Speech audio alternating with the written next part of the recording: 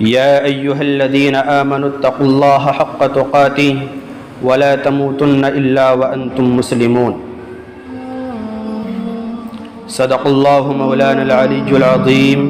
وصدق رسوله النبي الكريم ونحن على ذلك لمن الشاهدين والشاكرين والحمد لله رب العالمين إن الله وملائكته يصلون على النبي يا أيها الذين آمنوا صلوا عليه وسلموا تسليما درود شریف پڑھیں اللہم صلی علی سیدنا و مولانا محمد وعلى آل سیدنا و مولانا محمد وبارک وسلم۔ محترم بزرگوں، دوستوں، دینی اور ایمانی بھائیوں، قرآن کریم کی ایک آیت میں نے آپ کے سامنے پڑھی اور اس آیت کے تحت کچھ گفتگو آپ کے سامنے گزشتہ ہفتے آئی تھی۔ اللہ کے نبی علیہ السلام کی ایک روایت بھی ہے، آپ علیہ السلام نے ارشاد فرمایا کہ تم اللہ رب العزت سے حیا کرو، شرم کرو۔ تو لوگوں نے عرض کیا یا رسول اللہ، ہم تو اللہ سے حیا کرتے ہیں، شرم کرتے ہیں، تو پھر اللہ کے نبی علیہ السلام نے ارشاد فرمایا کہ اللہ تعالی سے ایسی حیا کرو، اس طرح سے شرم کرو جیسے کہ اس سے شرم کرنے کا حق ہے۔ پھر آپ نے ارشاد فرمایا ان تحفظ الرأس وما وعى، کہ انسان اپنے سر کی حفاظت کرے اور سر کے جو متعلقات ہیں ان کی حفاظت کرے، اور اس کے بعد ارشاد فرمایا ان تحفظ البطن وما وعى، کہ انسان اپنے پیٹ کی حفاظت کرے اور پیٹ کے جو متعلقات ہیں ان کی حفاظت کرے۔ اس کے بعد آپ نے ارشاد فرمایا تذکر الموت وما بلا، انسان موت کو یاد کرے اور موت کے بعد کی جو سختیاں ہیں، قبر کا جو منظر ہے اس کو یاد کرے۔ اس کے بعد آپ نے ارشاد فرمایا ومن اراد الآخرۃ ترک زینۃ الدنیا، کہ جس شخص نے آخرت کو نصب العین بنا لیا، آخرت کو اپنا مقصد بنا لیا، جنت اور دوزخ کو جس نے اپنے ذہن و دماغ میں موجود رکھا، آخرت کے منظر کو یاد رکھا، تو پھر دنیا کی زیب و زینت اور دنیا کی چٹک مٹک انسان اس کے اندر نہیں پڑنے کا ہے، دنیا کی خوبصورتی اس کو اپنے قبضے میں نہیں لے سکتی ہے۔ یہ چند باتیں اللہ کے نبی علیہ السلام نے ارشاد فرمائی، اور یہ بات ارشانے کا مطلب یہ تھا کہ یہ 6 باتیں ہیں، ان 6 باتوں پر جو شخص پورا اترے گا، جو شخص ان باتوں پر عمل کر لے گا، تو وہی شخص حقیقی معنی میں اللہ تعالی سے شرم کرنے والا ہے، حیا کرنے والا ہے۔ قرآن کریم کی جو آیت آپ کے سامنے پڑھی، اللہ تعالیٰ اس میں بھی یہی فرماتے ہیں یا ایھا الذین آمنوا اتقوا اللہ حق تقاتہ، اے ایمان والو اللہ سے ڈرو، اللہ سے ڈرو اور ایسے ڈرو جیسے کہ اس سے ڈرنے کا حق ہے۔ اور آگے فرمایا وَلَا تَمُوتُنَّ إِلَّا وَأَنْتُمْ مُسْلِمُونَ، کہ تم نہ مرنا مگر اسلام ہی کی حالت میں، مومن ہونے کی ہی حالت میں۔ تمہارے اعمال ایسے ہوں کہ اگر موت تم کو آ پکڑے، اور موت تو ایک ایسی چیز ہے کہ انسان اگر مضبوط قلعے کے اندر بھی اگر بند ہو جائے، پہاڑیوں کی چوٹیوں پر چڑھ جائے، کسی مضبوط قلعے کے اندر قید ہو جائے، اینما تکونوا یدرککم الموت ولو کنتم فی بروج مشیدہ، موت تم کو آ پکڑے گی، تم جہاں کہیں بھی بھاگو گے، اگرچہ تم مضبوط قلعوں کے اندر ہی کیوں نہ بند ہو جاؤ۔ موت سے کوئی انکار نہیں کر سکتا۔ انسان دنیا کے اندر ہر طرح کے نظریات رکھتا ہے اور ہر چیز سے اختلاف رکھتا ہے، ہر چیز میں اپنی رائے، اپنے دخل اندازی کر دیتا ہے، نظریات مختلف، سوچ مختلف اور اس کی باتیں مختلف ہوتی ہیں، ہر چیز کے بارے میں وہ اختلاف کر بیٹھتا ہے۔ لوگوں نے اللہ رب العزت کے بارے میں اختلاف کر لیا، آخرت کے بارے میں اختلاف کر لیا۔ بہت سارے لوگ آپ کو ایسے بھی ملیں گے جو قبر کا انکار کرتے ہیں، قبر کے اندر جو عذاب ہیں اس کا انکار کرتے ہیں، لوگ قیامت کا انکار کرتے ہیں، لوگ میدان محشر کا انکار کرتے ہیں۔ سارے انکار کرنے والے، سارے منکرین مل جائیں گے، لیکن کوئی آپ کو اس روئے زمین پر ایسا نہیں ملے گا جو موت کا انکار کرتے۔ ہر شخص یہ کہے گا کہ بھائی ایک نہ ایک دن اس دنیا سے جانا ہے، ایک نہ ایک دن دنیا سے رخصت ہونا ہے، اور کب چلا جائے اس کی بھی کوئی گارنٹی نہیں ہے، اس کا بھی کوئی شخص وقت نہیں بتا سکتا کہ انسان کہاں مرے گا، کیسے مرے گا، کس حال میں مرے گا اور کتنی عمر میں مرے گا، کوئی نہیں بتا سکتا، موت کا کوئی انکار نہیں کر سکتا۔ اللہ رب العزت نے جو ارشاد فرمایا وَلَا تَمُوتُنَّ إِلَّا وَأَنْتُمْ مُسْلِمُونَ، کہ تم ایمان والے ہو تو ایمان کی حالت میں ہی دنیا سے رخصت ہونا۔ مطلب یہ ہے اللہ تعالیٰ کا کہ کہیں ایسا نہ ہو کہ تم بدعمالیوں میں پڑھ کر، اپنے رب کی نافرمانیاں کر کے، اس کی اطاعت اور پھر فرما برداری سے منہ موڑ کر اپنی اعمال اتنے سیاہ نہ کر لو کہ تمہارا ایمان جو ہے تمہارے دلوں سے آخری وقت میں سلب کر لیا جائے اور تم ایک غیر ایمان ہونے کی حالت میں دنیا سے رخصت ہو جاؤ۔ اور ایمان کی حفاظت کیسے ہوگی؟ اللہ کے نبی علیہ السلام نے یہ چند باتیں ارشاد فرمائی جس کی وضاحت آپ کے سامنے گزشتہ ہفتے بھی آئی تھی کہ انسان اپنے سر کی حفاظت کرے، ان تحفظ الرأس وما وعا، انسان اپنے سر کی حفاظت کرے اور سر کے جو متعلقات ہیں ان کی حفاظت کرے۔ سر کے متعلقات میں آنکھیں آتی ہیں، ناک آتی ہے، زبان آتی ہے، کان آتے ہیں، انسان کا چہرہ خوبصورت یہ آتا ہے، ان سب چیزوں کی حفاظت کرے۔ اور بات آئی تھی کہ یہ اتنی قیمتی چیزیں ہیں، اتنی اعلیٰ چیزیں ہیں کہ اگر قدرتی طور پر اللہ رب العزت آنکھ کی بینائی لے لے، کان کی قوت سماعت جو سننے کی طاقت ہے وہ لے لے، یا زبان کا بولنے کا جو ایک ہنر ہے اللہ تعالیٰ اس کو چھین لے، تو پھر دنیا کے سارے ماہرین، دنیا کے سارے سائنسداں، سارے کے سارے مل کر اکٹھے ہو کر اگر وہ کسی اندھے کو دیکھنے کی طاقت دینا چاہیں نہیں دے سکتے، بولنے کی طاقت دینا چاہیں نہیں دے سکتے، کسی گونگے کو وہ ٹھیک نہیں کر سکتے، کسی بہرے کو وہ سننے کی طاقت نہیں بخش سکتے۔ اللہ تعالیٰ کی یہ اتنی قیمتی اور اتنی اعلیٰ اور قدر و قیمت والی چیزیں، آپ آنکھوں کی قیمت کسی اندھے سے معلوم کریں، کانوں کی سننے کی قیمت آپ کسی بہرے سے معلوم کریں، آپ بولنے کی جو طاقت ہے اور یہ ایک ہنر ہے، اللہ تعالیٰ نے جو بولنے کا ہنر زبان کے اندر پیدا فرمایا ہے، آپ اس کی قدر و منزلت کسی گونگے سے معلوم کریں، آپ کسی اندھے سے معلوم کریں کہ دیکھنے کی طاقت کیا ہے، آپ کسی لولے سے معلوم کریں کہ ٹانگوں کی قدر و قیمت کیا ہے، آپ کسی ایسے محتاج سے معلوم کریں کہ جس کے ہاتھ کٹے ہوئے ہیں، وہ کام نہیں کر سکتا اور خود اپنے بازوؤں سے کما نہیں سکتا، ذرا انسان غور تو کرے۔ اس لیے اللہ کے نبی علیہ السلام نے فرمایا تھا کہ اللہ سے حقیقی معنی میں شرم کرنا یہ ہے کہ جس نے اپنے سر کے ساتھ ساتھ سر کے جو متعلقات ہیں، اپنے دماغ کے ساتھ ساتھ اپنی سوچ اور فکر کے ساتھ ساتھ اپنی آنکھ، اپنی زبان اور اپنے کانوں کی حفاظت کر۔ اور حفاظت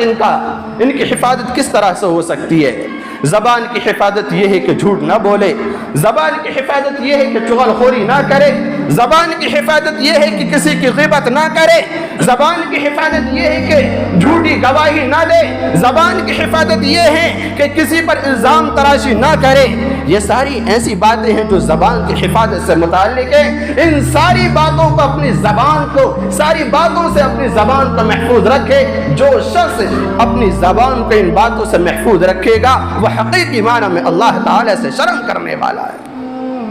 آنکھوں کی حفاظت کا مطلب یہ ہے کہ غلط بات کو نہ دیکھے، کوئی غلط بات دیکھے تو پھر اس پر نکیر فرمائے، اس کو روکنے کی کوشش کرے، اس کو ختم کرنے کی کوشش کرے، بے پردگی سے بچے، اچھی چیزوں کو دیکھنے کی کوشش کرے، برے کاموں سے، اور جو منکرات ہیں اللہ کے نبی علیہ السلام نے جن کاموں کو دیکھنے سے منع فرمایا ان سے رکے۔ یہ آنکھوں کی حفاظت کا مطلب ہے، یہ آنکھوں کی حفاظت کا مطلب ہے۔ کانوں کی حفاظت کا مطلب یہ ہے کہ اللہ کا کلام سنیں، اچھی باتیں سنیں، قرآن کریم کے مطلب اور مفاہیم کو جانیں، اللہ کے نبی علیہ السلام کے فرمودات کو سنیں، اچھی اور سچی باتیں سنیں، اللہ اور اس کے رسول کا تذکرہ سنیں، اچھی باتیں سنیں، لوگوں کے اعتبار سے بھی سچی باتیں سنیں۔ یہ کانوں کی حفاظت کا مطلب ہے۔ غلط باتوں سے بچے اور غلط بات سننے سے بچے۔ جس طرح سے ٹی ویاں ہیں، گانے ہیں، یا اس کے علاوہ میوزک ہے، یہ سارے کام ایسے ہیں بیہودہ کہ ان سے اللہ رب العزت کی یہ جو نعمت ہے قوت سماعت، یہ بھی تڑپ تڑپ کر رب سے یہ کہتی ہے کہ اللہ مجھے تو اتنی طاقت دے دے، اتنی قوت دے دے کہ میں یہ سننے کی سماعت اس کے دماغ سے نکل کر تیرے پاس آ جاؤں، اسے بہرا کر۔ لیکن انسان کا اندازہ نہیں ہوتا، جب انسان بے پردگی کر رہا ہوتا ہے، اپنی آنکھوں کا غلط استعمال کر رہا ہوتا ہے، تو آنکھیں بھی یہی پکار پکار کر کہتی ہیں کہ اے میرے رب، میں تنگ آ گئی ہوں اس شخص سے، میں پریشان ہو گئی ہوں اس شخص سے، تو مجھے اتنی سخت دے دے، تو مجھے اجازت دے دے کہ میں یہ بینائی اس کے جسم سے نکل کر تیرے پاس آ جاؤں۔ میں اس کے پاس رہنا نہیں چاہتی کہ یہ جو ہے میرا غلط استعمال کرتا ہے، مجھے غلط چیزیں دیکھنے پر مجبور کرتا ہے، یہ غلط چیزوں کی منظر کشی کرنے پر مجبور کرتا ہے۔ لیکن اللہ کی طرف سے یہی جواب آتا ہے کہ ابھی وقت نہیں آیا، ہو سکتا ہے میرا بندہ ابھی سدھر جائے، تھوڑا سا اور ٹھہر لو، ابھی ہو سکتا ہے وہ سدھر جائے۔ میرے بھائیو، اللہ رب العزت تو اتنے مہربان ہوتے ہیں کہ صبح ہوتی ہے پھر شام ہوتی ہے، شام کے بعد پھر صبح ہوتی ہے، ہم سکون کی نیند سوتے ہیں، صبح کو ہم بہت صحت اور تندرستی کے ساتھ اپنے کاروبار پر جاتے ہیں۔ اللہ تعالی ہمیں یہ مہلتیں دیتا ہے، لیکن ہم ان مہلتوں کو پہچانتے نہیں۔ اللہ تعالیٰ نے اگر ہم بد نظری کرنے کے بعد پھر بھی ہماری آنکھیں سلامت ہیں تو اللہ رب العزت کا بہت بڑا احسان ہے۔ ہم کسی کو گالی دینے کے بعد،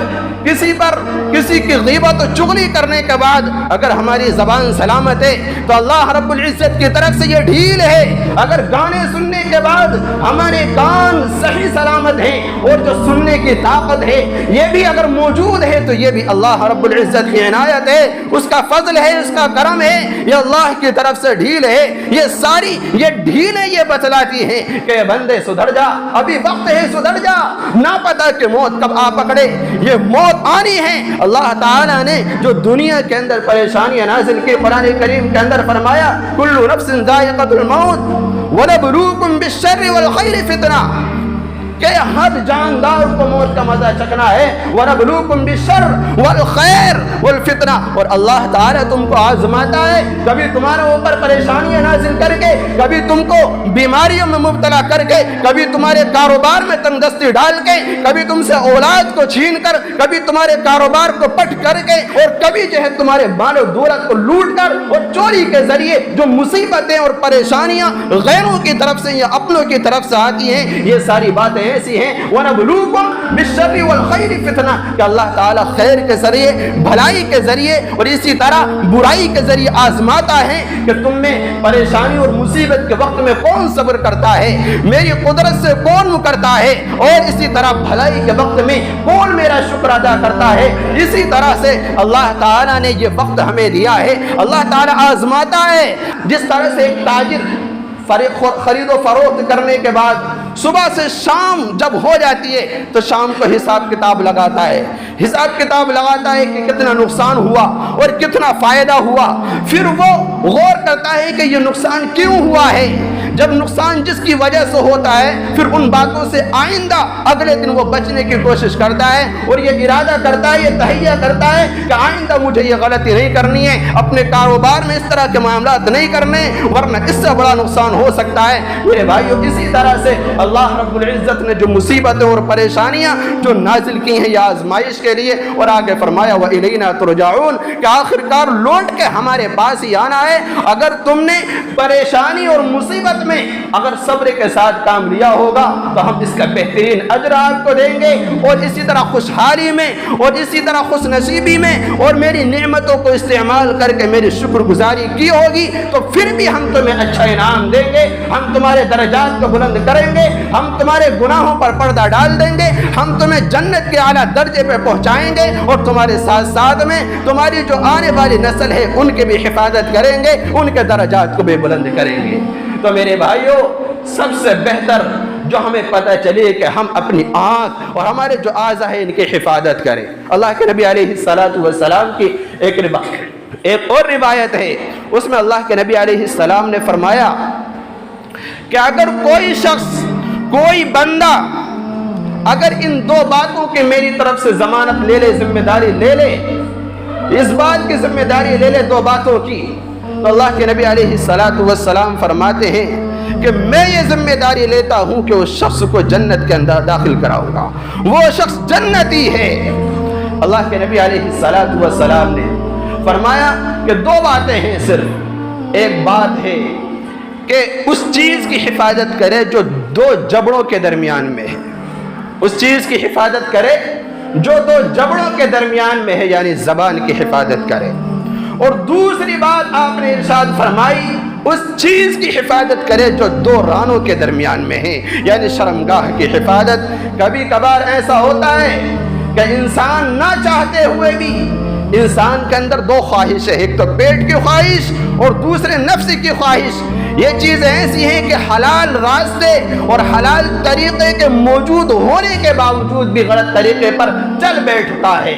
اللہ کے نبی علیہ السلام نے فرمایا کہ جو ان دو چیزوں کی حفاظت کر لے اور ان کو جائز جگہوں پر استعمال کر لے اور ان کو اچھی جگہ استعمال کر لے, صبر کے ساتھ جمع رہے, تو میں ضمانت لیتا ہوں کہ وہ شخص جنتی ہے اور میں اس کو جنت میں داخل کرا کے ہی دم لوں گا. کتنا آسان سودا ہے. زبان بڑی خطرناک چیز ہے. زبان سے جسم کا ایک ایک اعضا, ایک ایک حصہ پناہ مانگتا ہے, زبان سے پناہ مانگتا ہے. اس لیے میرے بھائیو, ہم اپنی زبان کو کنٹرول میں لائیں, غلط گواہی دینے سے بچیں اور ساتھ ساتھ میں غلط باتوں کی تائید کرنے سے بچیں, غلط باتوں کی تائید کرنے سے بچیں, غلط باتوں کا حکم دینے سے بچیں, غلط باتوں کا مشورہ دینے سے بچیں, ورنہ یہی زبان ہمارے لیے اور ہم سب کے لیے آخرت میں پکڑ کا ذریعہ بن جائے گی. اللہ کے نبی علیہ السلام نے جو بات ارشاد فرمائی ہے کہ انسان اپنے پیٹ کی حفاظت کرے اور پیٹ کے جو متعلقات ہیں ان کی حفاظت کرے, جو تیسری اور چوتھی بات ہے وہ یہی ہے کہ انسان اپنے پیٹ کی حفاظت کرے, یعنی حلال رزق اس پیٹ کے اندر داخل کرے, اور اس کے متعلقات میں شرمگاہ آتی ہے کہ اس کی حفاظت کرے. انسان اس کی حفاظت کرے. جس نے ان کی حفاظت کر لی, ان کا استعمال ٹھیک سے کر لیا, جائز طریقے سے کر لیا, حلال طریقے سے کر لیا, تو وہی شخص اللہ رب العزت سے حقیقی معنی میں شرم اور حیا کرنے والا ہے. اگلی بات اللہ کے نبی علیہ السلام نے ارشاد فرمائی کہ تم موت کو کثرت سے یاد رکھو, موت کو کثرت سے یاد کرو. وَتَتَذَكَّرُ الْمَوْتَ وَالْبَلَاءَ, انسان موت کو یاد کرے اور موت کے بعد جو سختیاں ہیں ان کو یاد کرے. جب انسان موت کو یاد کرے گا تو پھر دنیا کے اندر جینے لگنے کا ہے, وہ تھوڑی سی نعمت پر بھی راضی ہو جائے گا. جب انسان یہ سوچ لے کہ بھئی یہ تو مختصر سی زندگی ہے, یہ تو 50 سال 60 سال یہ جو بھی زندگی یہ تو گزارنی ہی ہے, اس کی شہادتیں اور اس کے گواہ ہمارے سامنے بہت سارے گزر چکے. بھئی آئے دن کسی نہ کسی کا انتقال ہوتا رہتا ہے. کوئی اچھا خاصا تھا, صحیح سلامت, کاروبار بھی کر رہا تھا, دکان پر بھی بیٹھ رہا تھا, کھا بھی رہا تھا, پی بھی رہا تھا, لیکن اچانک سے ہمارے درمیان سے غائب ہو جاتا ہے, اچانک ہی غائب ہو جاتا ہے. یہ ساری باتیں اس لیے اللہ رب العزت ہمارے سامنے پیش فرماتا ہے کہ انسانوں ایک نہ ایک دن تمہیں بھی دنیا سے رخصت ہونا ہے، تم بھی اپنی تیاری کر لو۔ اللہ کے نبی علیہ السلام نے فرمایا کہ دنیا کے اندر سب سے زیادہ انسان، سب سے زیادہ عقل مند، سب سے زیادہ ہوشیار آدمی وہ ہے جو مرنے سے پہلے اپنی تیاری کر لے، مرنے سے پہلے مرنے کی تیاری کر لے، مرنے سے پہلے مرنے کی تیاری کر لے۔ اور موت کا کوئی پتہ نہیں، موت کا کوئی پتہ نہیں ہے کب آ جائے، کہاں آ جائے۔ اس لیے میرے بھائیوں، ہر قدم پر، ہر عبادت پر، ہر سجدے پر، ہر کام پر ہم اس بات کی فکر کریں کہ یہی میرا آخری ہے۔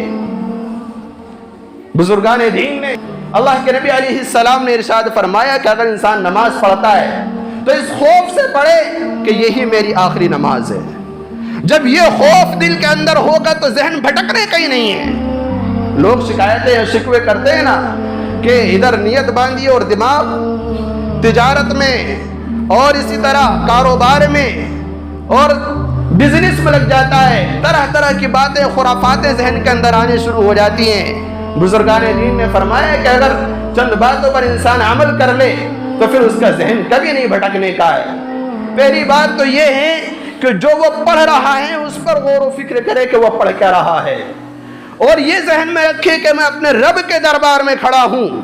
کسی دنیا داری کے یا کسی بادشاہ کے یا کسی جو ہے انجینئر کے دربار میں نہیں ہوں۔ اگر انسان دنیا داری کے اندر کسی کو آفس میں جاتا ہے، کسی کے مہمانداری میں یا کسی رشتہ داری میں جاتا ہے تو بہت صاف شفاف ہو کر اپنی گھر کی ساری الجھنیں، ساری ٹینشنیں، ساری پریشانیاں گھر ختم کر کے جاتا ہے کہ میں اس کو آ کے اب کل دیکھتا ہوں، پہلے اس کام کو نپٹا لوں، پہلے میں رشتہ داری میں چلا جاؤں، پہلے میں اپنی اس شادی کو نپٹا لوں، پہلے میں اپنے اس کام کو اس سے فارغ ہو جاؤں، اس کے بعد اس کو دیکھتا ہوں۔ اپنے رجسٹر لپیٹ کر رکھ دیتا ہے، بالکل فارغ ہو کے ایک دنیا داری کے انسان دربار میں جاتا ہے۔ یہ تو بادشاہوں کے بادشاہ کا دربار ہے۔ مسجد اللہ رب العزت کے دربار، اللہ کا دربار ہے، اللہ کا گھر ہے جس نے اس کائنات کو بنایا۔ یہ تو ہم سب کے خالق اور مالک کا دربار ہے۔ یہ تو اس شخصیت کا، اس ذات کا دربار ہے کہ جس نے قرآن کریم کے اندر اپنی مبارک زبان سے ہمیں اور آپ کو خیر امت کا لقب دیا ہے۔ کنتم خیر امت اخرجت للناس، کہ کنتم خیر امت، تم خیر امت ہو،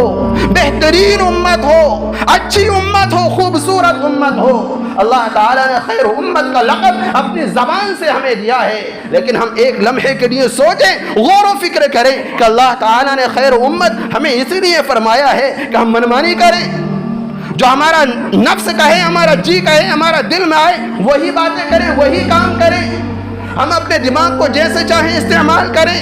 ہم اپنی آنکھ، اپنے کان، اپنی زبان کا جیسے چاہیں استعمال کریں۔ کہ یہی خیر امت ہونے کا مطلب ہے؟ نہیں میرے بھائیوں، یہ مطلب نہیں ہے۔ اللہ رب العزت نے ہر چیز کے ایک حد بیان کی ہے، اللہ تعالیٰ نے ہر چیز کے ایک حد بتلائی ہے کہ یہ طریقہ ہے اس کے استعمال کرنے کا۔ اللہ کے نبی علیہ السلام نے طریقے بتائے ہیں، صحابہ کرام کی زندگیاں موجود ہیں، آپ کے اعمال موجود ہیں کہ کہاں کس طریقے سے اپنے اعضاء کی حفاظت کرنی ہے، کہاں کس طرح سے روزی کمانی ہے، کہاں کس طرح سے مشورہ دینے ہیں، کہاں کس طرح سے گواہیاں دینی ہیں، کہاں کس طریقے سے احکام دینے ہیں، کہاں کس طریقے سے اپنے معاملات کو سنبھالنا ہے۔ اللہ کے نبی علیہ السلام نے ہر موقع پر، زندگی کے ہر موڑ پر، ہر لمحے پر اللہ کے نبی علیہ السلام نے امت کی رہنمائی فرمائی، امت کی رہنمائی فرمائی ہے۔ پتہ ہے ہر وقت آپ علیہ السلام غمگین رہا کرتے تھے، پریشان رہا کرتے تھے اس فکر میں کہ میری امت کا ایک ایک فرد کامل طریقے پر جنتی بن جائے، اسی بات کی فکر میں رہا کرتے تھے، پریشان رہا کرتے تھے، الجھن میں رہا کرتے تھے، اور اسی بات کی فکر آپ کو رہا کرتی تھی۔ ہمیشہ راتوں کو سجدے کرنا، لمبے لمبے سجدے کرنا، آپ کے پیروں پر ورم آ جایا کرتا تھا، آپ کی داڑھی مبارک آنسوؤں سے تر ہو جایا کرتی تھی، دامن تر ہو جایا کرتا تھا، آپ اتنے جاگتے تھے، اپنی امت کی اتنی فکر کیا کرتے تھے۔ اور آج ہمارا حال یہ ہے کہ ہم نے دین کو کھلواڑ سمجھ لیا، ہم نے دین کو بالکل ایسے سمجھ لیا جیسے کوئی حیثیت ہی نہیں ہے۔ جس طرح سے غیر قومیں یہ سمجھتی ہے کہ ہم یہودی ہیں، ہماری قوم ایک یہودی ہے، بس ایک نام رہ گیا، اسی طرح عیسائی یہ سمجھتا ہے کہ ہمارا مذہب عیسائیت ہے، بس صرف ایک نام ہے، اسی طرح مسلمان بھی یہ سمجھنے لگا ہے کہ ہم مسلمان ہیں، ہماری یہ قوم مسلم ہے، بس صرف اور کوئی نہیں ہے۔ جس طرح سے صبح کو اٹھ کر کاروبار پہ جانا ہے اور کاروبار کر کے چاہے اچھا ہو یا برا ہو گھر آ جاؤ اور پیسے لپیٹ کر اپنی تجوری میں رکھ لو، یہ بھی ایک کام ہے۔ اسی طرح سے انسانوں نے یہ سمجھ لیا کہ بس صرف زندگی گزارنا بھی ایک کام ہے۔ نہیں میرے بھائیو، ہم مسلمان ہیں، ہم نہ بھولیں اللہ تعالیٰ نے خیر امت فرمایا ہے، اور ساتھ ساتھ میں اللہ کے نبی علیہ السلام کے ہم امتی ہیں۔ امتی ہونا بڑے شرف کی بات ہے۔ آپ علیہ السلام نے ہمارے فضائل جگہ جگہ بیان فرمائے ہیں، اس لیے میرے بھائیو وقت بھی ہو رہا ہے، ہم اپنی فکر کریں۔ پوری بات کا خلاصہ یہ ہے کہ ہم اپنی فکر کریں۔ اللہ کے نبی علیہ السلام نے آگے جو ارشاد فرمائی باتیں کہ جو شخص موت کو یاد کرے گا اور موت کے بعد جو قبر کے حالات ہیں ان کو یاد کرے گا تو پھر جو ہے وہ دنیا کی زیب و زینت میں نہیں پڑ سکتا ہے، اور پھر جس نے آخرت کے لیے اپنے آپ کو چھوڑ دیا، وقف کر دیا، اور آخرت کی منظر کشی اپنے سامنے رہے گی، ومن اراد الاخرۃ ترک زینت الدنیا، تو پھر سمجھ لو کہ دنیا کے اندر اس کی زیب و زینت میں کسی بھی قیمت پھنسنے کہیں نہیں ہے، اور دنیا کو بقدر ضرورت وہ استعمال کرے گا۔ اپنی ساری کوششیں، اپنے دل و دماغ، اپنی سوچ، اپنی فکر، اپنے اعضاء کا استعمال آخرت کے لیے کرے گا، آخرت کی تیاری کے لیے کرے گا۔ اس لیے میرے بھائیو، اللہ کے نبی علیہ السلام نے اور اللہ تعالیٰ نے ہمیں ان قرآنی آیات اور احادیث کے اندر جن باتوں سے بچنے کا حکم دیا ہے، ہم ان سب سے بچیں، اور جو کام کرنے کو کہا ہے، جس طریقے سے کرنے کو کہا ہے وہ کریں۔ اللہ تعالی ہم سب کو ان باتوں پر عمل کرنے کی توفیق مرحمت فرمائے، آمین وآخر۔